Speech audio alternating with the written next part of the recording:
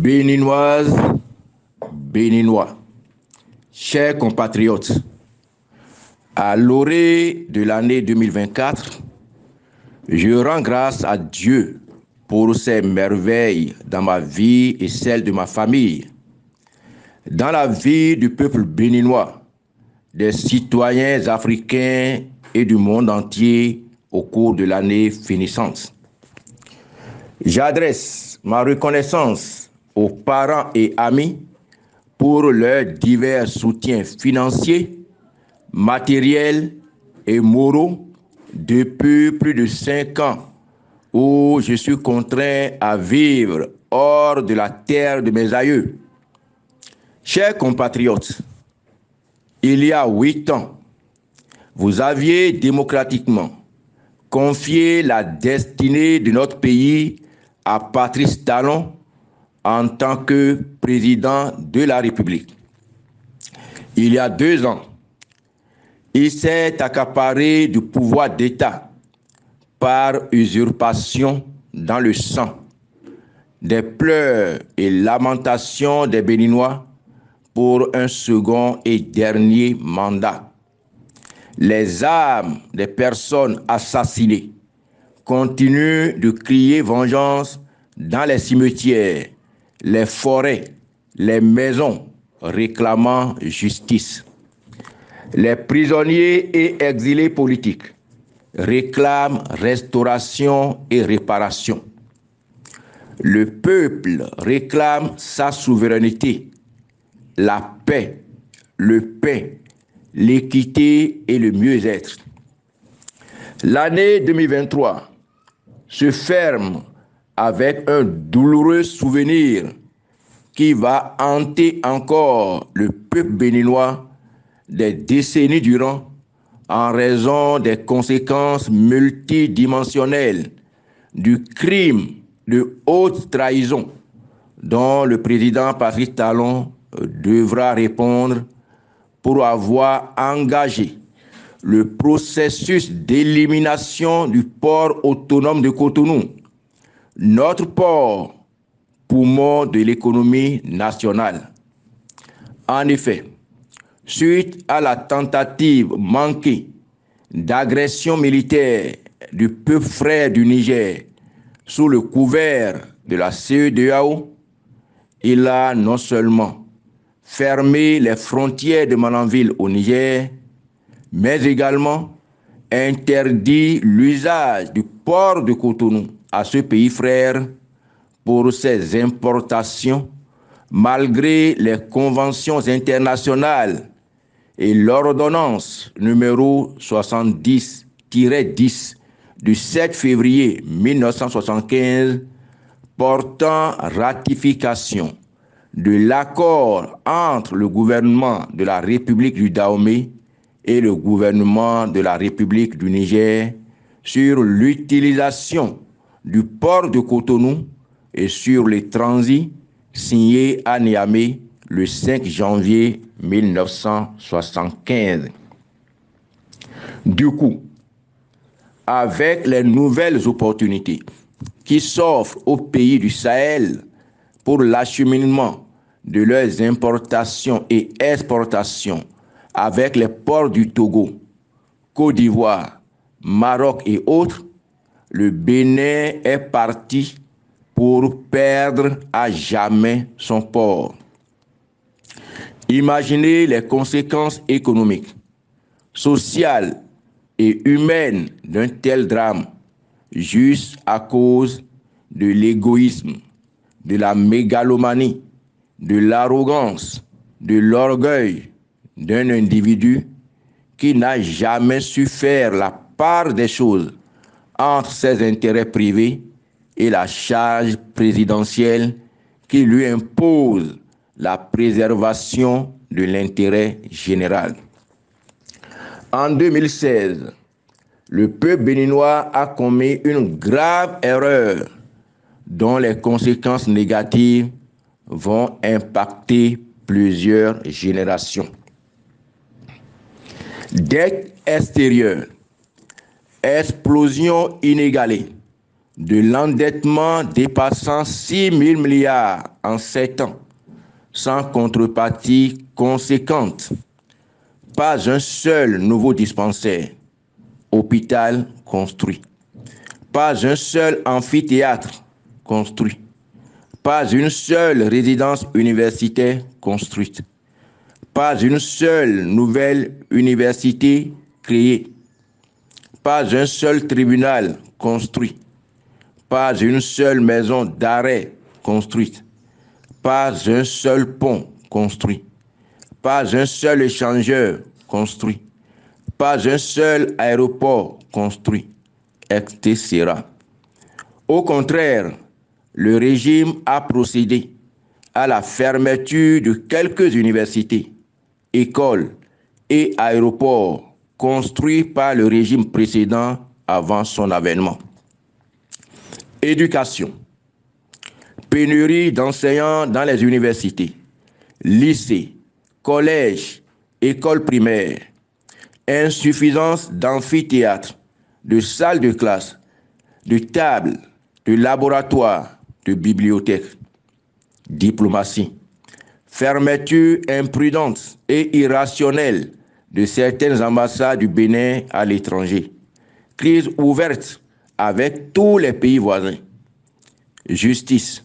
Instrumentalisation des juges avec des condamnations fantaisistes et de règlement de comptes personnels. Défense et sécurité. Progression du terrorisme et de l'extrémisme violent dans la partie septentrionale du pays. Emploi et main-d'œuvre.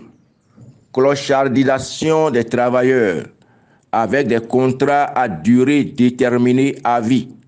Licenciement sur saut d'humeur avec indemnisation maximum de 9 mois de salaire comme droit, quelle que soit la durée du travail de l'employé. Économie nationale.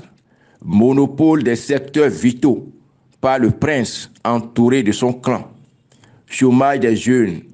Mévente généralisée dans les marchés.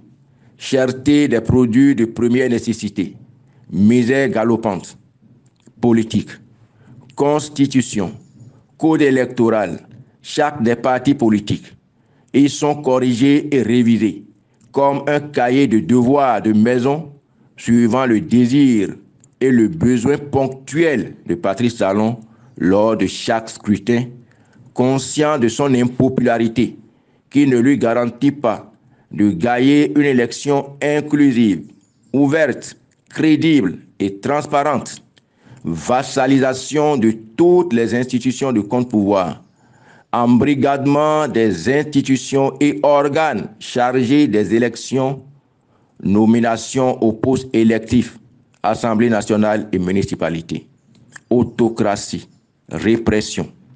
Médias, mise sous contrôle de la presse avec à la clé la fermeture de Soleil FM, Sika TV, Béninoise TV, Golf TV, etc.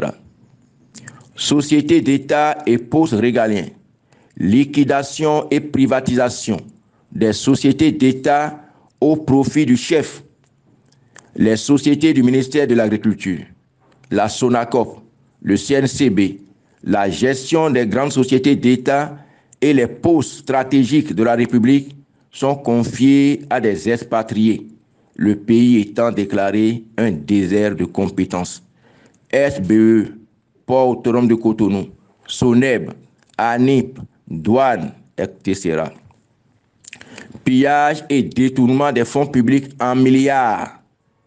Direction générale des impôts, ANAT, Caisse nationale de sécurité sociale, Société béninoise de l'énergie électrique, SONEB, Port autonome de Cotonou, CNLS, ORTB, Ministère du cadre de vie, etc. Agriculture, réforme hasardeuse sur fond de chosification et de brimade des producteurs, chute libre de la production cotonnière. Drogue, le Bénin est devenu la plaque tournante de la drogue avec plusieurs dossiers jusque dans les entrepôts des sociétés appartenant aux autorités ou leurs parents. Face à ce tableau sombre, nous abordons l'année 2024 avec moins de sérénité, puisque les gouvernants n'offrent aucune crédibilité. La gestion chaotique de l'économie et des relations de bon voisinage expose le pays à un avenir sombre.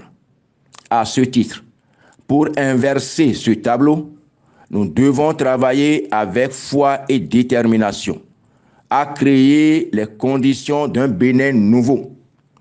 J'invite respectueusement chaque Béninoise et chaque Béninois de l'intérieur et de la diaspora à répondre à l'appel du destin pour un Bénin qui nous honore.